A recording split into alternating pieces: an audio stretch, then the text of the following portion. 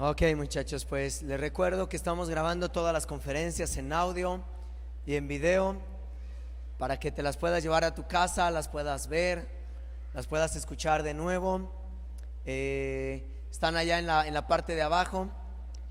Puedes adquirirla de manera personal. Si lo vas a querer en paquete, te recomiendo que después de esta conferencia, durante el receso, puedas ir y puedas apartarlas, puedas anotarte ahí en la lista para que terminando este campamento que mañana termina a las 8 de la noche, si tienes que hacer llamadas, avisarle a los encargados, a los del camión, yo no sé.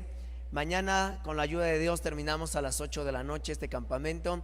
Así que para que lo tengas presente y pueda darle a tus líderes, a tus pastores y a la gente con la que vienes. Bueno, pues todas estas conferencias, el tiempo que hemos tenido aquí ha sido increíble. Yo creo que Dios nos está hablando claramente a cada uno de nosotros. Y bueno, pues vamos a continuar con las conferencias. Y quiero pedirles que recibamos con un fuerte aplauso a un gran amigo, pastor en Morelia, Michoacán. Así que le damos un fuerte aplauso a Eliud Santinelli, que es nuestro siguiente orador.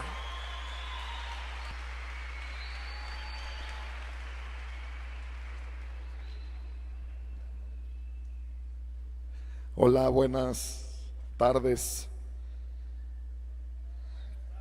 Gracias, Marcos. ¿Cómo están? Vivos. Qué bueno. Por lo menos el escuchar a Marcos gritar con ese ánimo me anima para que cuando yo llegue a esa edad quiere decir que puedo seguir así.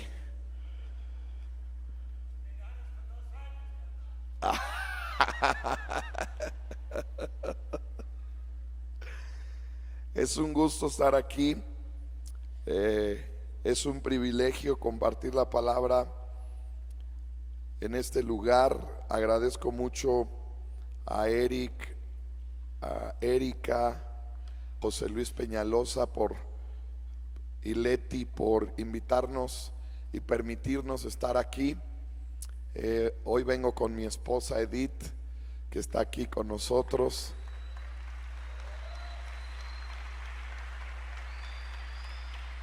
Y pues es un privilegio compartir también aquí delante de hombres de Dios como nuestros pastores Roberto y Patty Evans, que son pastores de Edith y de un servidor. Estar también con Marcos, con Enrique y Tita, con Hugo. La verdad es un privilegio estar en medio de gente que ama la palabra y que tienen años caminando con el Señor. Jóvenes, debemos aprender de la vida de esta gente que llevan años en el Señor y siguen amando a Cristo, y siguen amando la palabra de Cristo, y siguen amando la iglesia de Jesucristo. Y la verdad, a mí sus vidas de toda esta gente me retan, me animan. Y bueno, el señor Evans de repente hasta me regaña. Y luego mi esposa se le une. Lo bueno es que la hermana Patty es más mordiosa. Pero bueno, esa es otra plática. Todos entendemos claramente que una de las razones por las que murió Jesús fue para prepararse una iglesia gloriosa, sin mancha y sin arruga.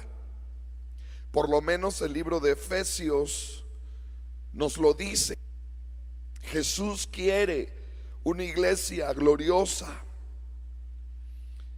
Y yo creo que la iglesia del libro de los Hechos es lo más parecido a la iglesia gloriosa y sin mancha que Jesús quiere.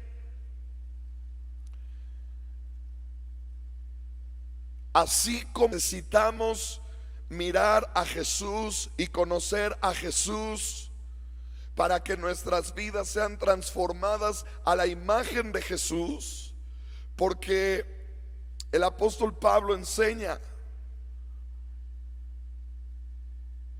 que una de las claves para que tu vida y mi vida sea transformada es mirar a Jesús. Y somos formados, dice Pablo, de gloria en gloria, mirando la imagen de Jesús.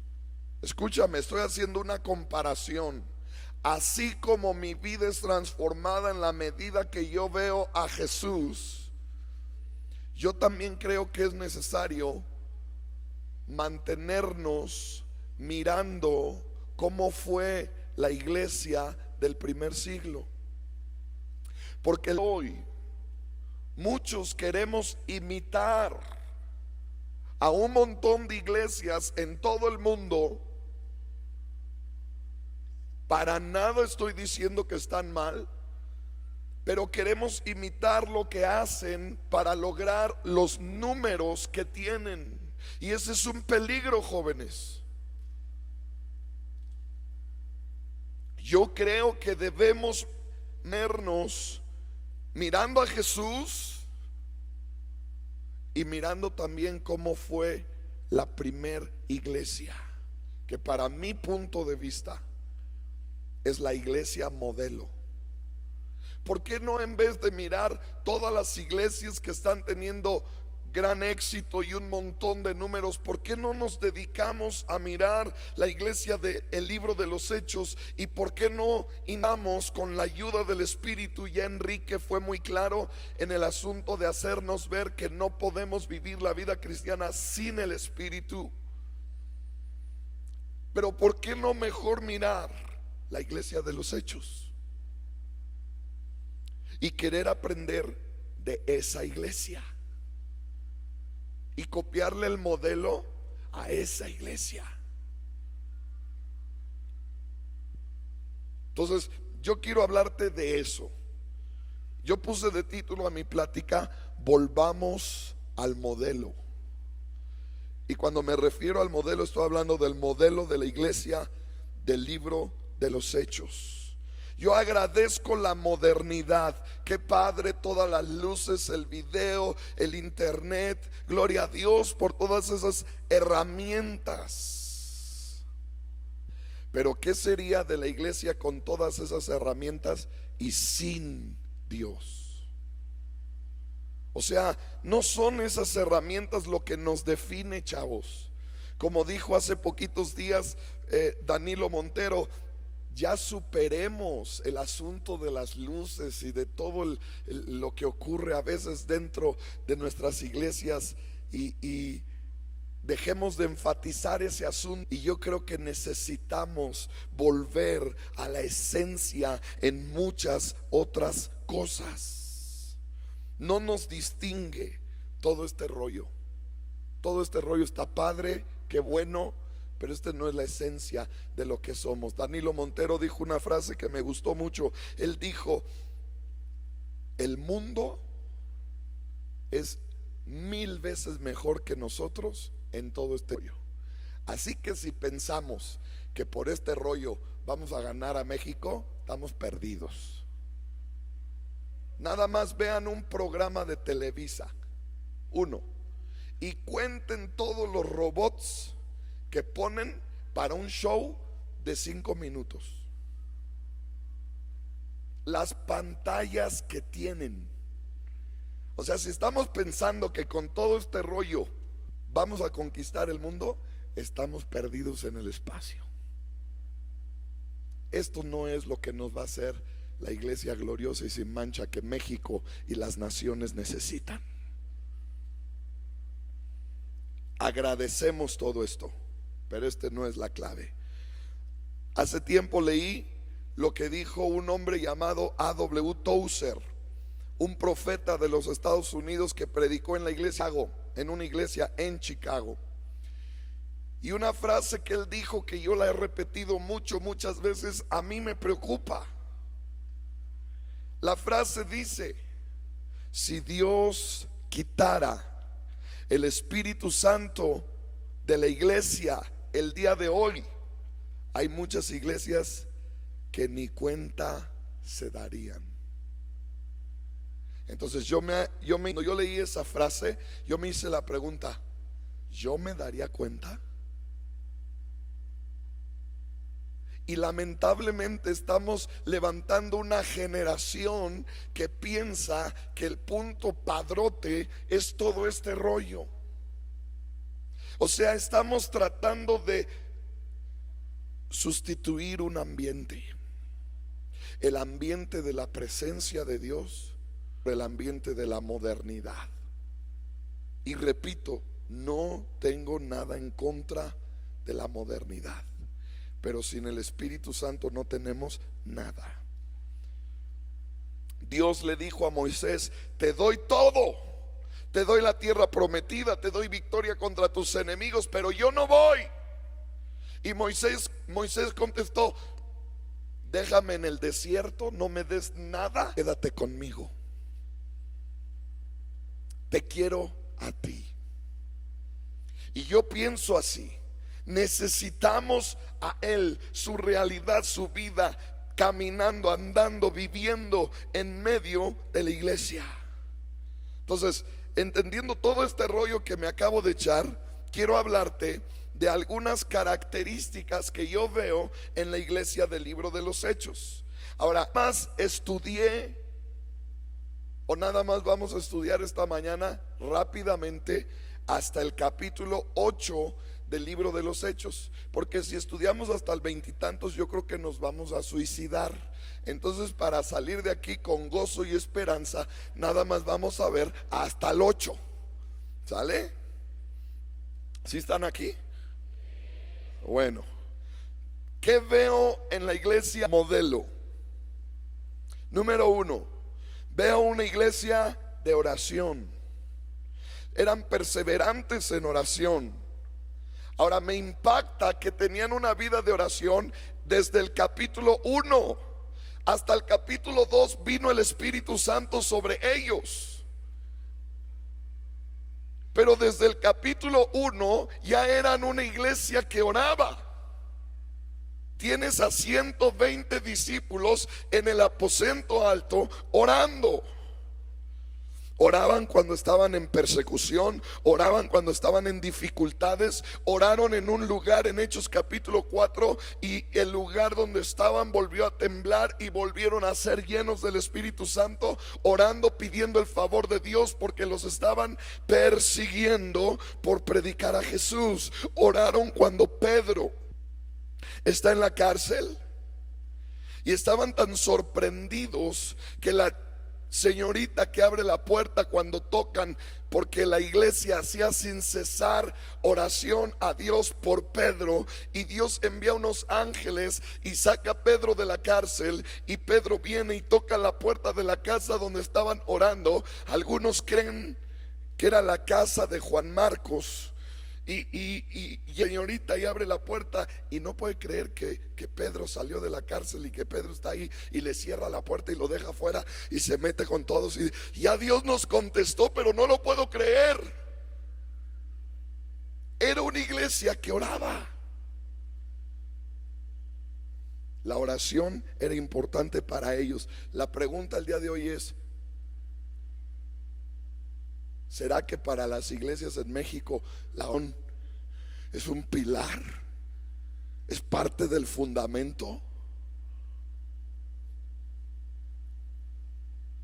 Joven, ¿será que tú y yo somos de los primeros en llegar a las reuniones de oración? De los más interesados estar en las reuniones de oración. Cuando la iglesia llama a un ayuno, cuando la iglesia llama a una velada, tú y yo somos parte de la vida de oración de la iglesia. ¿Qué tan importante es para mí la oración? Número 2, conocían, enseñaban, dependían y se llenaban del Espíritu Santo. El primer tema cuando se iniciaba una iglesia en el libro de los Hechos, el primer tema a enseñar, el primer tema que la razón por qué los apóstoles iban cuando una iglesia se abría, la primera enseñanza que ellos daban era, el primer punto del que ellos se preocupaban era que la gente conociera y fuera llena del Espíritu Santo. La pregunta es, tú y yo aprendemos del Espíritu, tratamos de conocer al Espíritu, buscamos ser constantemente llenos del Espíritu Santo. Cuando Pablo abre la iglesia en Éfeso en Hechos 19, la primera pregunta que hizo a los 12 medio discípulos que había ahí era si habían sido llenos del Espíritu. Los tipos dijeron, ni siquiera sabemos que hay Espíritu Santo. El predicador que tenían antes, que era, no supo enseñarles. Qué tan importante es el Espíritu Santo para nosotros el día de hoy. Su persona, su presencia, su obra. Di conmigo, la iglesia de hoy no puede vivir sin el Espíritu Santo. Cuando tenían que tomar decisiones, aquella iglesia, la iglesia modelo, Hechos capítulo 15, decisiones importantes, fundamentales, le preguntaban al Espíritu Santo, de tal manera que enviaron una carta para las iglesias gentiles, y la carta al inicio dice: ha parecido bien al Espíritu Santo y a nosotros. Wow.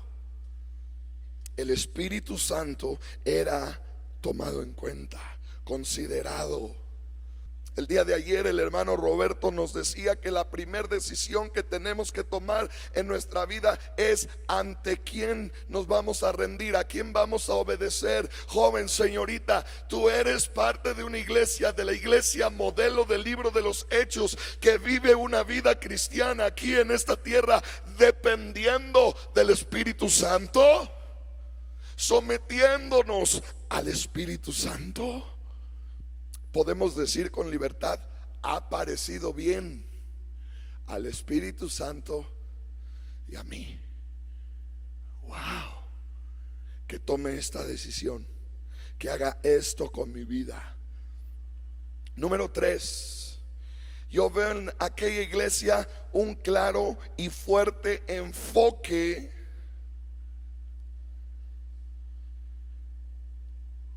salvar almas. Tú encuentras palabras como multitudes, encuentras palabras como tantos que ya ni se podían contar. El número de hombres y mujeres aumentaba más y más. La iglesia se multiplicaba, y frases parecidas para decirnos que la iglesia estaba creciendo. Cuando se convirtieron 5,000 al mensaje de Pedro, Hechos 4:4 dice que estaban contando solo a los hombres, no estaban contando mujeres y niños. Había un crecimiento de la iglesia. Perdóname que te lo diga, pero mira, tengo 21 años en Morelia, Michoacán, con mi esposa pastoreando una iglesia. Y el día de hoy no sé en totalidad y exactamente el número de cristianos. No rebasamos los 10 o 12,000 cristianos en una ciudad de 1,5 millones de habitantes. No somos ni el 0.1%. Y a veces cuando iglesias crecen como dice el IFE, por cambio de domicilio. Otro pastor amigo dice pulineo, que brincan de una iglesia a otra, no precisamente por salvación de almas. Un amigo mío, su iglesia en los últimos años experimentó un crecimiento impresionante. ¿Sabe lo que él dijo? Él mismo dijo: 60% del crecimiento de mi iglesia son cristianos de otras iglesias. Eso revela que algo no está bien. Es increíble que